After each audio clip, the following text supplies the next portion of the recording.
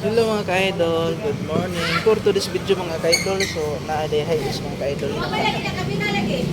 Nagsiga iyang dashboard mga ka-idol sa battery. Nya mao ni amo gitanggal ang iyang alternator mga ka-idol. Amo gi-check mga ka-idol, so ang guba niya mga ka-idol kining iyang pulley. So iyang mao ni iyang pulley mga ka-idol. Pre-wheel na siya oh.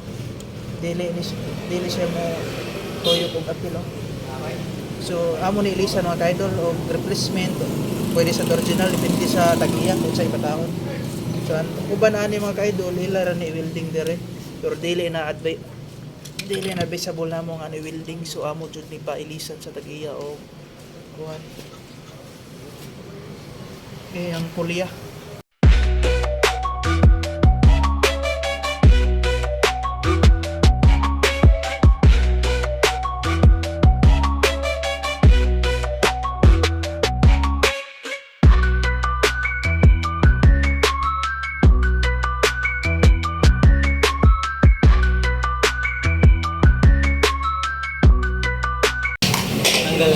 Atong check ang carbon brush basikilis.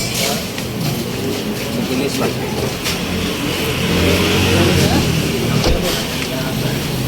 Check ni carbon brush mga idol. So ano yung carbon brush mga idol sa alternator.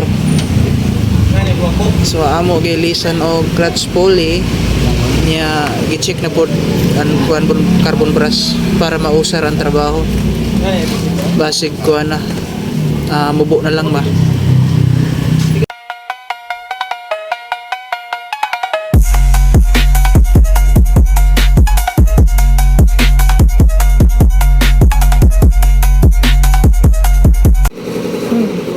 So mauna na siya mga idol ang kuan pulley alternator clutch pulley guba man siya mga idol kuan na Anak ina ako kamera. Anak ina siya. naanay play pre-wheel na siya, pre-wheel na ning daan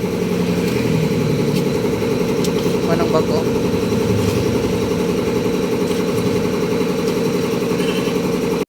Alternator bearings replacement. Uy. Right. Nipis na kayo. Carbon brush.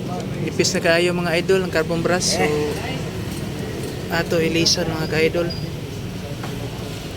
mauray ikon mga ka-idol. So ayan jud main nga guba mga ka-idol clutch pulley nya gi-check namo ang carbon brush dipis sa sad kaayo nya amuan na lang sad gi ilisan.